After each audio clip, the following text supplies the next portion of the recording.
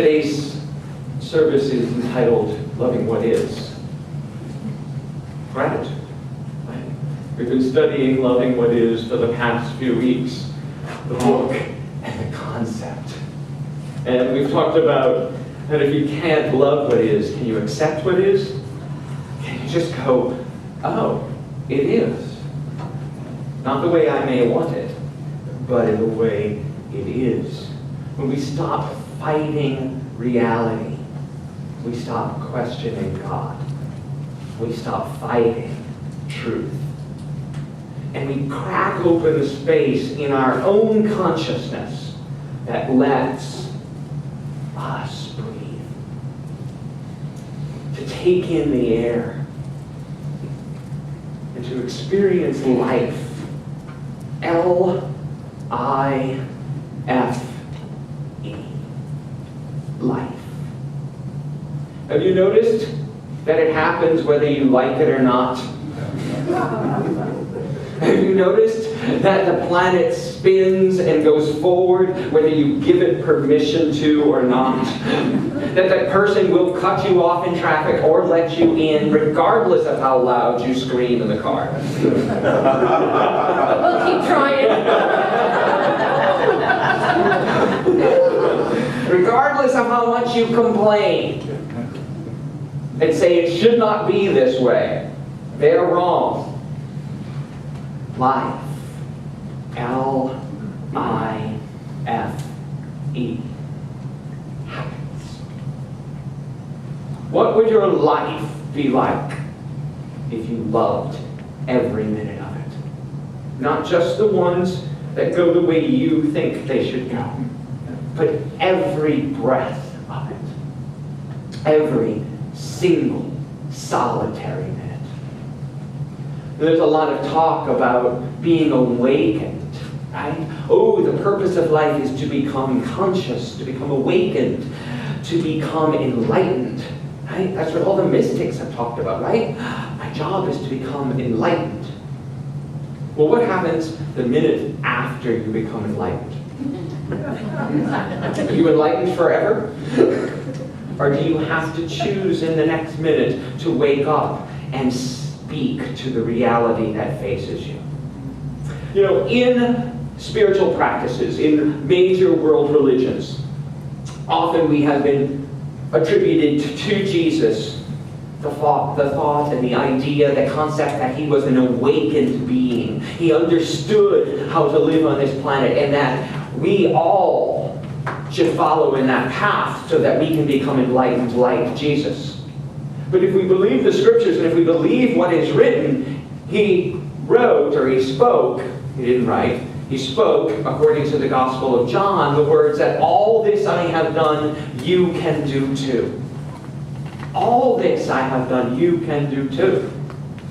So it's not enough that we believe that Jesus did it if we don't. If you believe,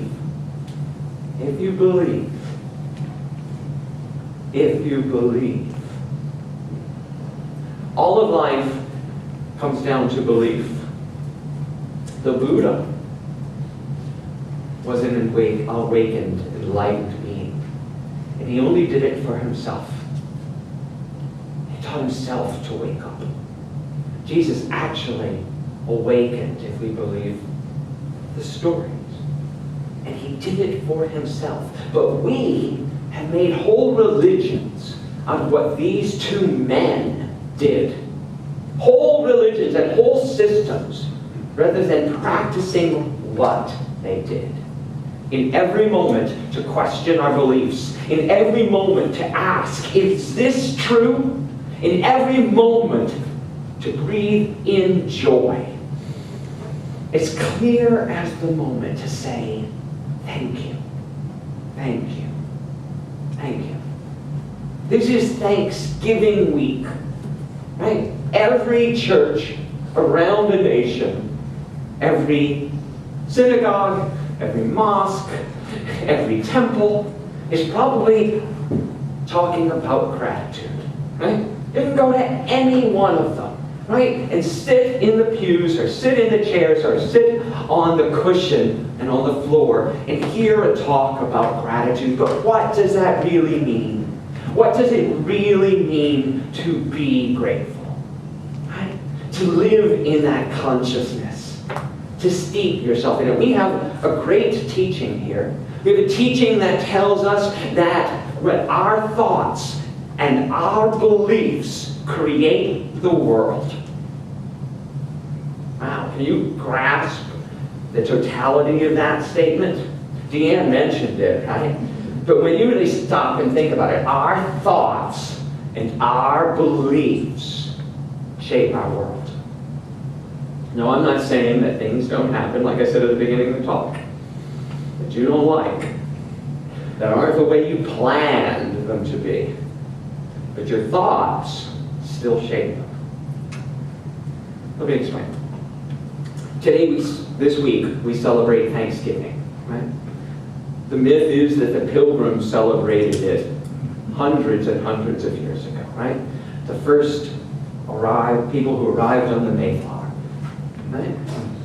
Well, do you know that it took 3 months to get here from when they took off from England? 3 months on a little rickety ship without a shower. It's your priorities. Without a working bathroom. Without a laundry. And they arrived in November. Oh, great. In Massachusetts. The Cape, Massachusetts. Half of them didn't make it. Half of them died. And what we celebrate today is that 1 year after that, they stopped and gave thanks. Those that had survived, those who had made it. It didn't go the way they thought it should go. It didn't go the way they had planned it all to go. And yet, they gave thanks. Can we do that in our lives? Can we do that and give thanks when things aren't the way we think they should be? Is there a way, a tool, that can help us with that? And I believe there is. First off, we have to question our beliefs. We have to question everything we think in order to let go of the belief that is holding us back. So, if something, let's go right to it. If someone dies, what is that? Is it the end? Is it all over? Is that person no longer with us? Is it final? We may or may not know the answer to it on this physical level. But what is death? If life is eternal, as we teach here, and as many people believe, does it transcend a body? Does it live beyond a baby or an old person? Or a life taken too early? Whatever too early is. So if a life is taken too early, too soon, can I question my belief? Can I stand in it and say, this shouldn't have happened. This life was taken too soon. Is that true? Is that absolutely true? And what do I feel like? What does my body feel when I believe the thought, this life was taken too soon? Does it make me feel empowered or make me feel a victim? Does it make me feel at peace or does it make me feel angry? It's just a thought that this life was taken too soon. Now, if you could release the thought, and good luck trying to release the thought, You may have noticed that not only does the world turn and the people cut you off in traffic and life go on, whether you agree to it or not, your thoughts will come no matter how much you meditate. Your thoughts will come no matter how good a student you are and how many of these spiritual books you read. Your thoughts that it shouldn't be this way, that it hurts too much, that I can't bear it, will still come. So stop trying to release your thoughts, but question them. Question your thought that it shouldn't be this way. And ask, is that true? Is that absolutely true? Right? And it doesn't matter what you answer. Just ask yourself the question. And ask yourself, what would it be like without this thought? What would my life be like without this thought? What would my body feel without that thought? Now, which do I want? Pleasure, pain, peace, or suffering? Your choice. Examine the thought. Examine each and everything you believe, and shine the light of love on it. And then choose. Choose the life you want to have. Choose the life you want to demonstrate. Choose to be grateful and joyous and present in here.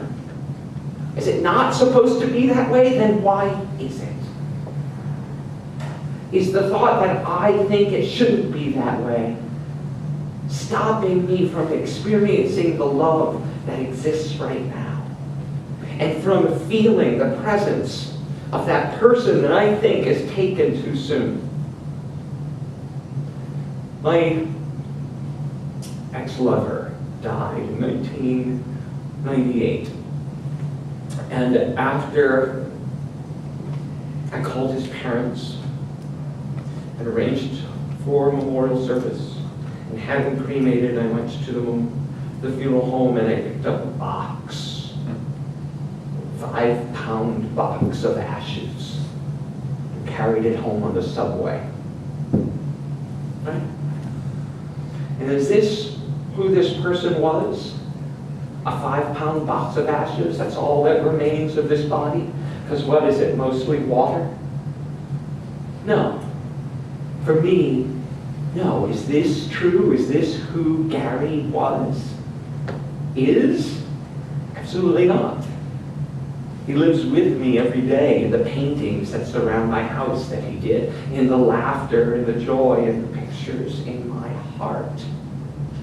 And if he is primarily water, even if we look at water, it does not discriminate.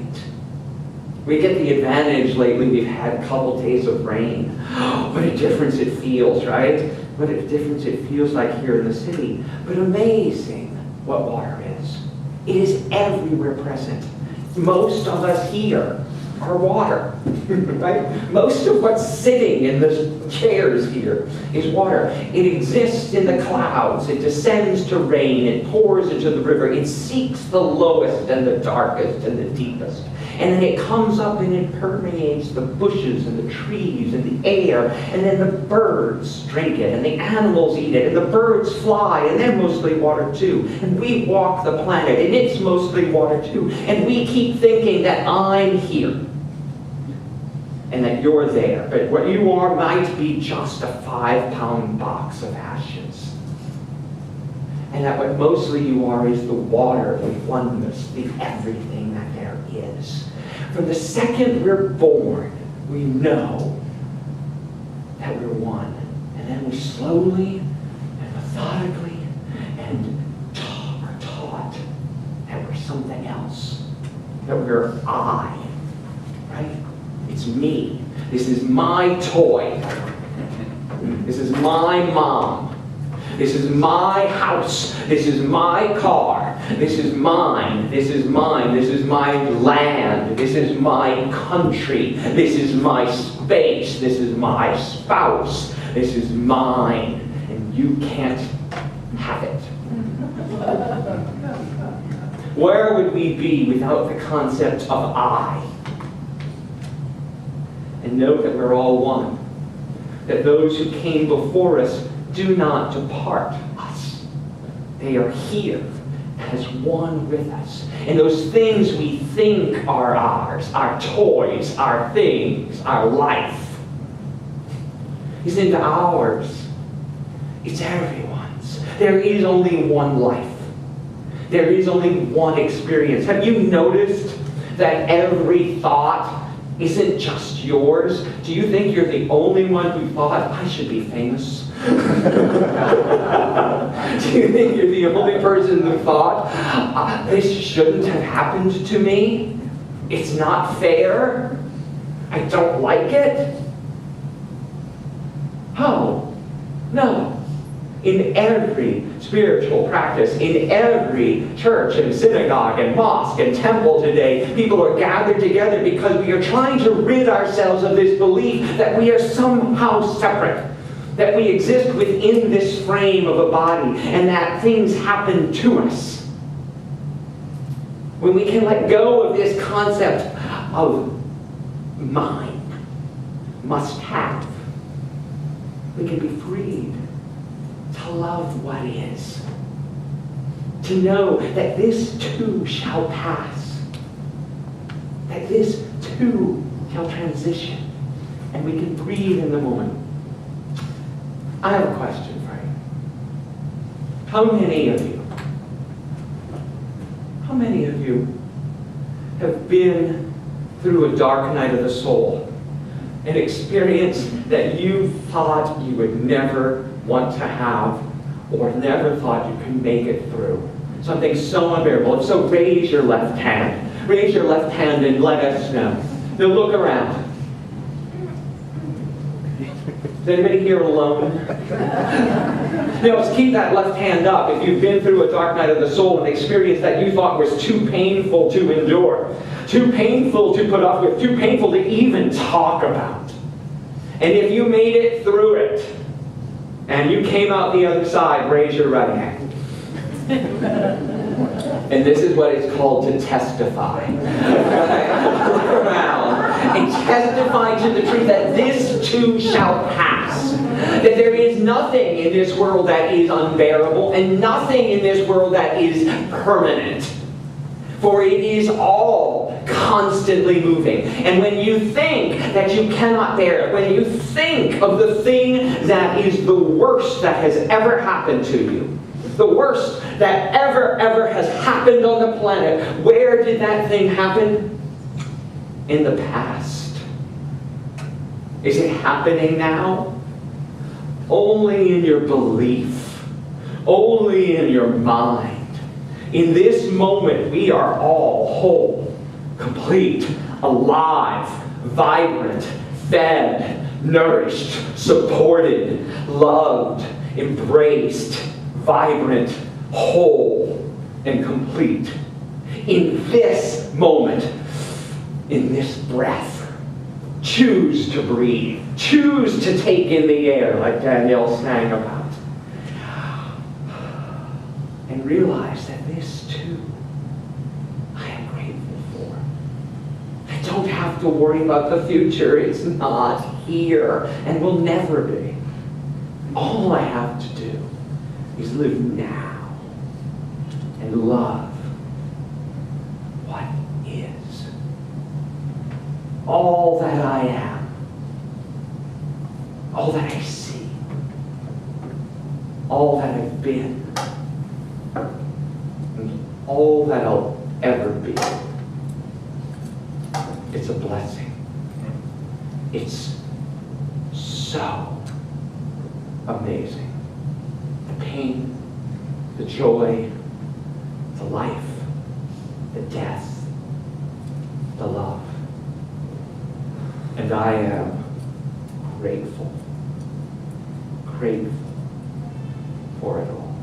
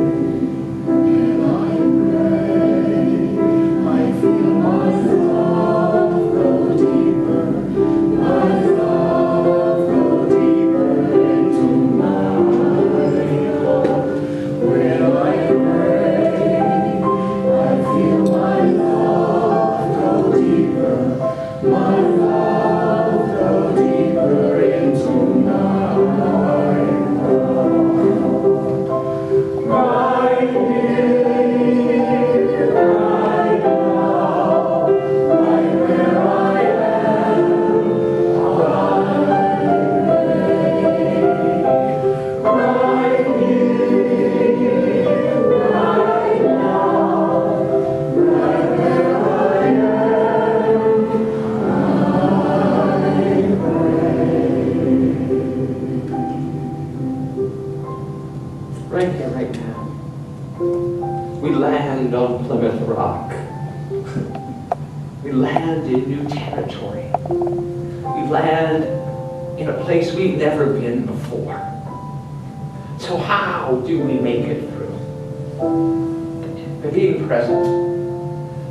By looking around us and seeing what is. Seeing it wholly and completely. And allowing ourselves to celebrate it. Grateful for the opportunity to breathe into this day. Grateful for the opportunity to breathe into life. L-I-F-E.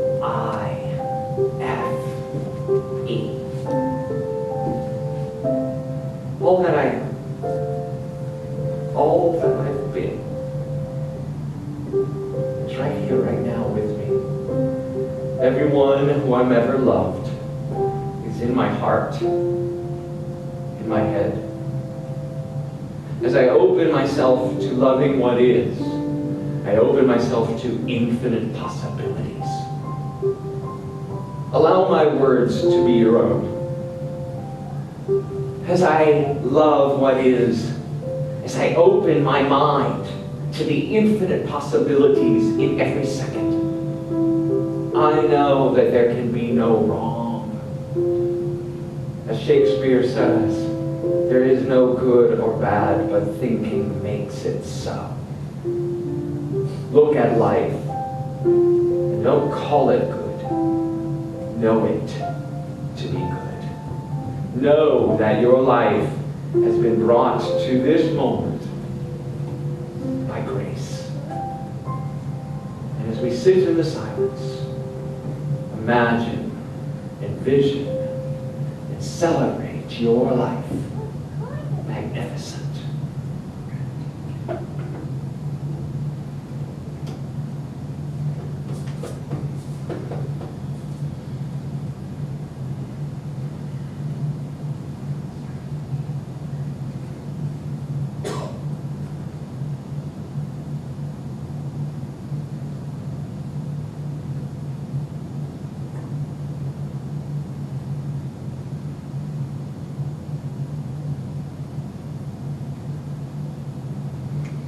In a moment, in an instant, you can question a belief and move from pain to peace. In a moment, you can awaken to the truth that everything is